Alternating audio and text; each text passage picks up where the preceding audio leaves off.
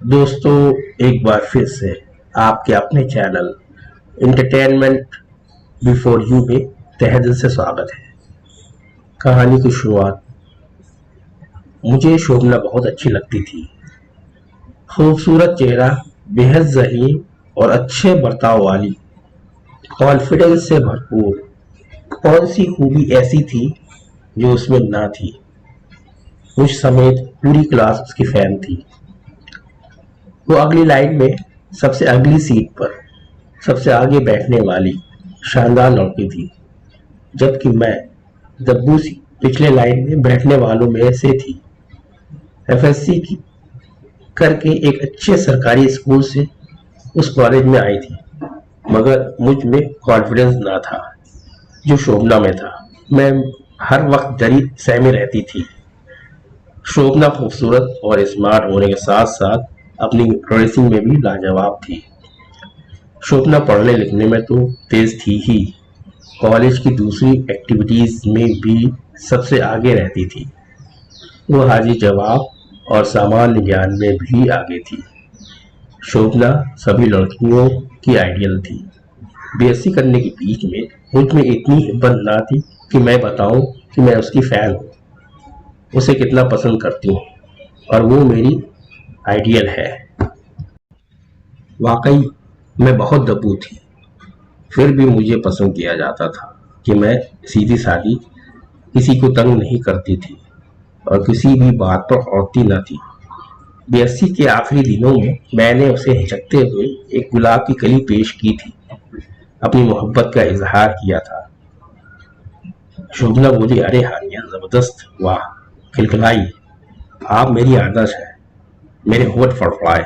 ओहो, मैं तुम्हारी आदर्श हूँ? धन्यवाद। मुझे तुम खुद भी पसंद हो। तुम्हारी खामोश अदाएं और भोलापन मुझे अच्छा लगता है। मेरा गाल झुकते हुए वो दिल से मुस्कुराई। शुक्रिया आपका, मैंने धीरे से कहा।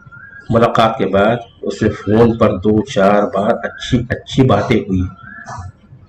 फिर कॉलेज की छुट्टियां हो गई। उसने जिले में टॉप किया था और मैं बस फर्स्ट डिवीजन से पास हो गई थी। मेरे अब्बा की मोहल्ले में परचून की दुकान थी। हालत अच्छी नहीं थी कि मेरे अब्बा यूनिवर्सिटी की फीस दे पाते।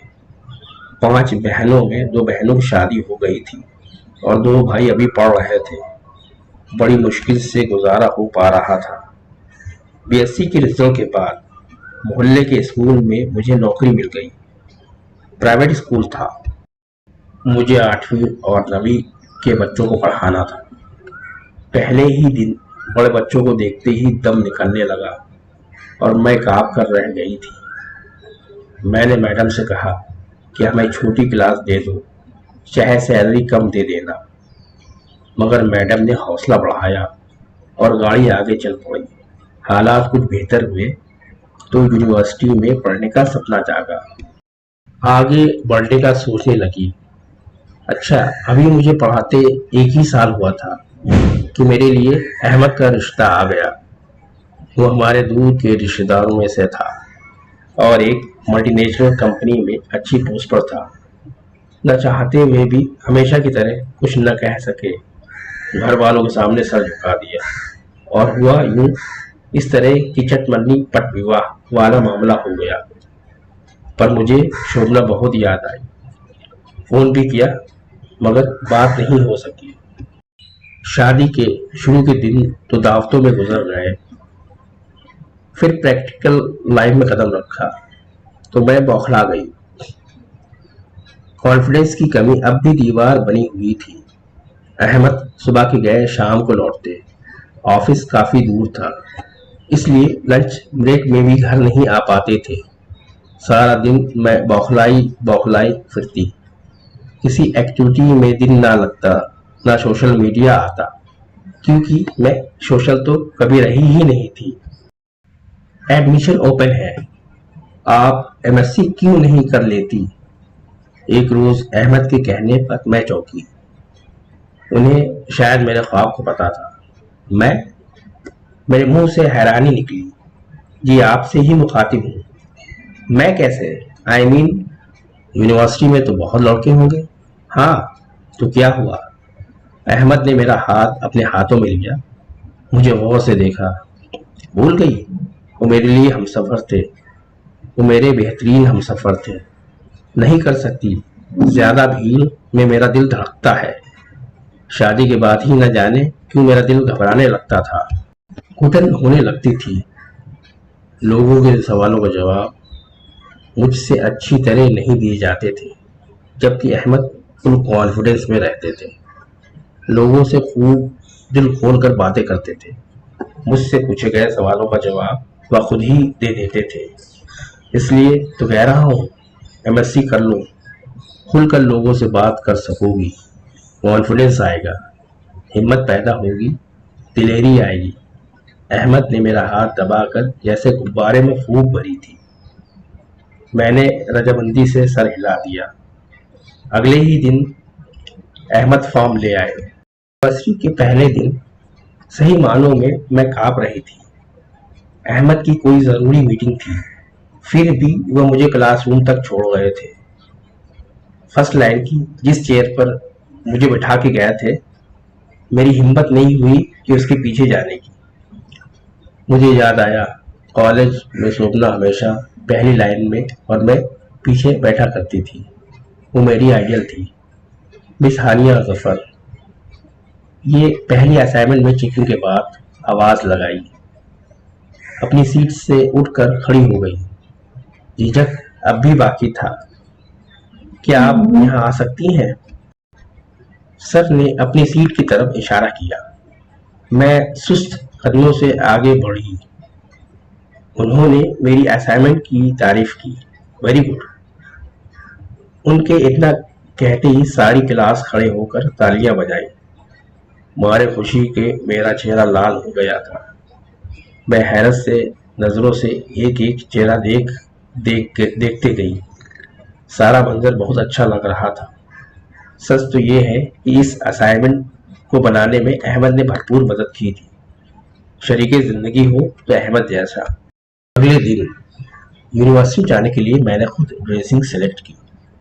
मैंने मैचिंग शूज निकाले और पहले जो हाथ लगता था पहन लेती थी। हल्का फुल्का मेकअप किया। आज मुझे शोभना अग्रवाल की बहुत याद आ रही थी। क्या कॉन्फिडेंस था उसमें, क्या जिंदगी से भरपूर थी वो। उन दिनों मैंने फोन पर उससे बात करने की कोशिश की थी, मगर पता चला कि 6 महीने पहले उसकी शादी हो गई है। पहले सेमेस्टर के रिजल्ट में मैं टॉप 5 में थी। अहमद ने खुशी मनाई जैसे मैंने टॉप किया हो। वो मुझे शॉपिंग पर ले गए। पहली बार मैं मॉल जाकर बहुत घबराई थी। अहमद ने मेरा हाथ थामे रखा और मैं संभल गई। कॉन्फिडेंस वापस आ गया।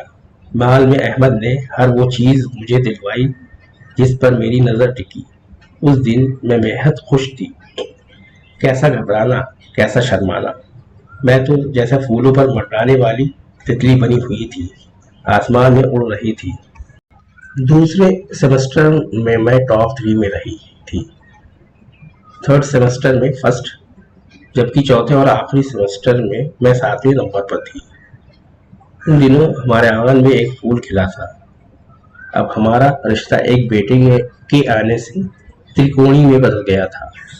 ये मरहला मेरे लिए था मुश्किल, मगर अहमद के प्यार भरे साथ की वजह से आसान हो गया था। वह उसका डायपर बदलने से लेकर कंबल में लपेटने तक मेरी मदद करते थे। मेरा बेटा शाबान अब 8वें महीने में था। शाबान पाँव पाँव चलने लगा था। पिछले 1-2 दिन से उसकी तबीयत ठीक नहीं थी। एक दिन चलते चलते अचानक गिर कर बेहोश हो गया। मेरे तो हाथ पांव फूल गए। फटाफट मैंने अहमद को कॉल की और सामान को गोद में लिए बाहर घर के करीब चाइल्ड स्पेशलिस्ट का क्लिनिक बंद था। अहमद ने गाड़ी सिविल हॉस्पिटल की तरफ मोड़ दी। जल्द ही हमारा नंबर आ गया।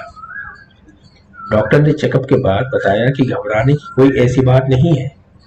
कभी कभी बच्चे थकने की वजह से बेहोश हो जाते हैं।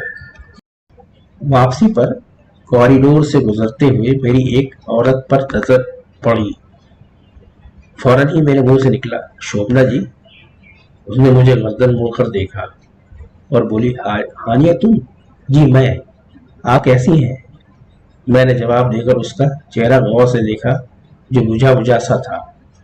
उसकी सारी रौनक फीकी पड़ गई थी। 5-6 महीने का एक बच्चा उसकी गोद में था और दूसरा 1.5-2 साल का था। उसकी उंगली पकड़े खड़ा था। अरे वाह, आप 2 बच्चों की मम्मी भी बन गई। मैं मुस्कुराई। दोनों बच्चे खूबसूरत थे, मगर कमजोर लग रहे थे। वो खुद हड्डियों का ढांचा लग रही थी। उसके बदन पर लिबास भी मामूली सा ही था। इससे पहले कि मैं उससे कुछ और पूछ पाती, एक शख्स की आवाज कानों में टकराई। कहा, कहाँ मर गई हो? अब आ भी जाओ, मेरे 100 काम पड़े हैं। तेरा नौकर नहीं हूं मैं। मैंने मुड़ कर देखा। वो एक सूटेड बूटेड नौजवान था, जो बेजारी से शोभा को घूर रहा था। बदतमीजी उसके चेहरे से झलक रही थी। मेरे पति हैं, शोभना ने शर्मिंदगी भरे अंदाज में कहा और सर झुकाया आगे बढ़ गई।